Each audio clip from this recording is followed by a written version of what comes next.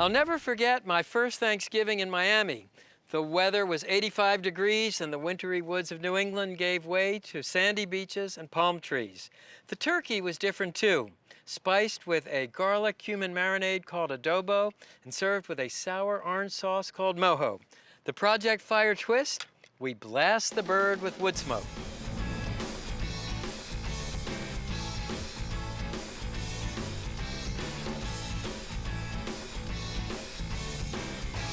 I'm using a 12-pound heritage black turkey. You can see it has these black speckles. Looks very different than a supermarket turkey.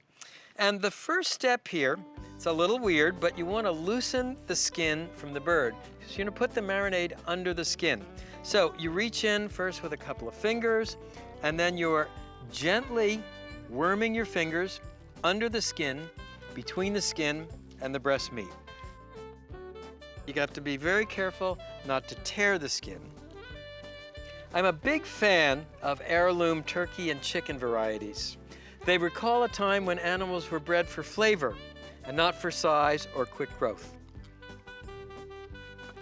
Once you've loosened the skin from the breast, then you can just come along on the side and loosen the skin around the thigh. And you can even come around to the drumstick. This will feel very weird the first time you try it, but it becomes easy with practice. Okay, so once the skin is loosened, then stand the turkey up in a large bowl. This will make it easier to add the marinade. I'm just going to wash my hands. So now that adobo marinade, it starts with fresh garlic and chopped fresh cilantro, coarse salt, freshly ground black pepper, ground cumin, and dried oregano. Pound these ingredients to a paste in a mortar and pestle. The traditional tool for pounding the garlic is a mortar and pestle, not a food processor. You actually get a different flavor when you pound the garlic than when you chop it in a food processor. Once the garlic and spices are pounded to a paste, here's another typical South Floridian Spanish Caribbean ingredient. This is called naranja agria, sour orange. And I'll cut it in half and squeeze the juice into the mortar and pestle through my fingers to catch the seeds. The flavor of the naranja agria is kind of a cross between a lime and an orange. If you can't find this fruit, use 2 parts lime juice and 1 part fresh orange juice.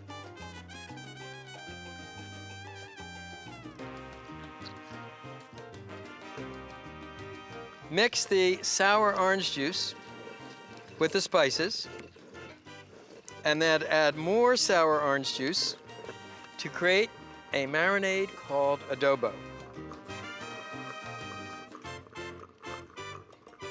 It looks right. I'll take a taste. Cuminy, garlicky, tart, salty. This is a quintessential Miami spice. So next, take a spoon and spoon some of the adobo into the turkey between the skin and the meat. Adobo has a very interesting history. Adobar simply means to season or to marinate, and the word comes from a medieval Spanish legal term meaning to ennoble, as though I dub thee, adobar, I dub thee, Sir Lancelot. You find adobo throughout the Spanish Caribbean and even as far away as the Philippines. You can see how standing the bird up in a bowl helps hold it upright while you add the adobo. Then take the bird out of the bowl, pour the adobo on top. Now, tuck the wingtips under the breast First on one side, then on the other side. Tie the drumsticks together to truss the bird. We're going to come under, loop around once here, loop around once here. Pull these strings together. 1, 2, a double knot. Pull it tight. Then we'll loop over, under. Just cut off the string.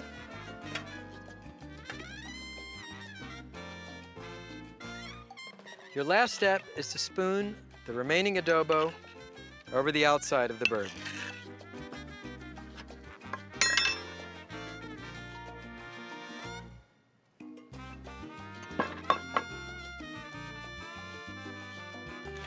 Marinate the turkey in the refrigerator for 12 to 24 hours. The salt in the adobo will actually act like a brine.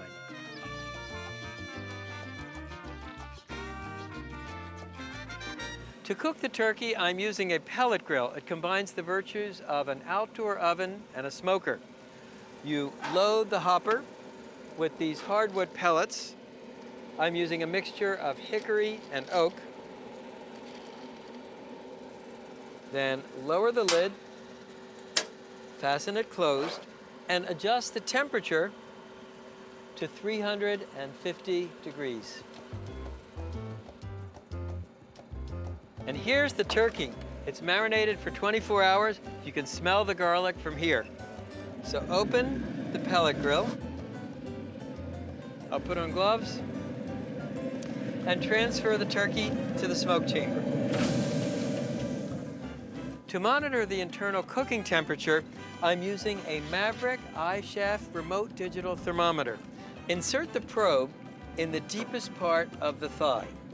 Thanks to the wireless technology, I can push the turkey, hit OK, set the target temperature, 165 degrees, and the thermometer will tell me when the turkey is done.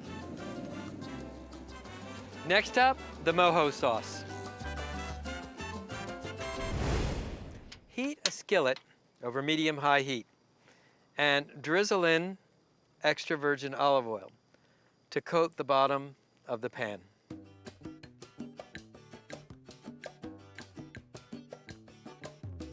When the oil is the right temperature, bubbles will dance around a piece of garlic. Now add garlic slices and chopped fresh cilantro and fry just until the garlic begins to brown.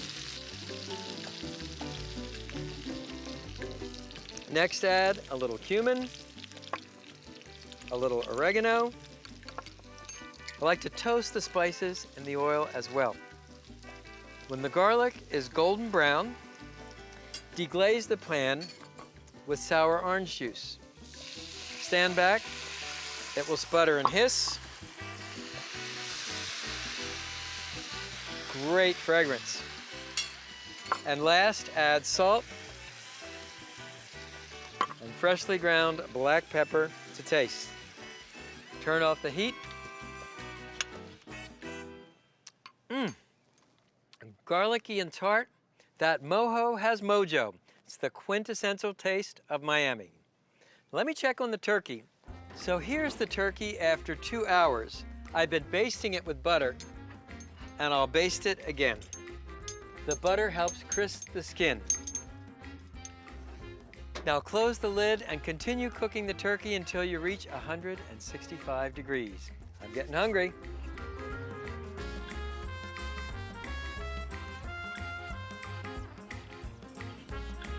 Our turkey is at 165 degrees, and it looks killer.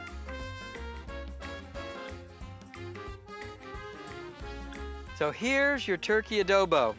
I'm gonna make a lengthwise slice, and I'll just fan out these slices. The turkey is incredibly fragrant. Then I'll spoon on a little mojo.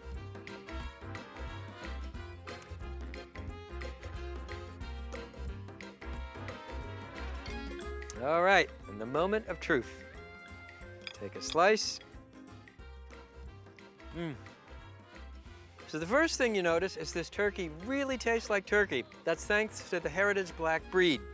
You get a whiff of garlic, you get a whiff of cumin, the meat is moist, the citrusy flavor of the mojo. This sure takes me back to my first Thanksgiving in Miami.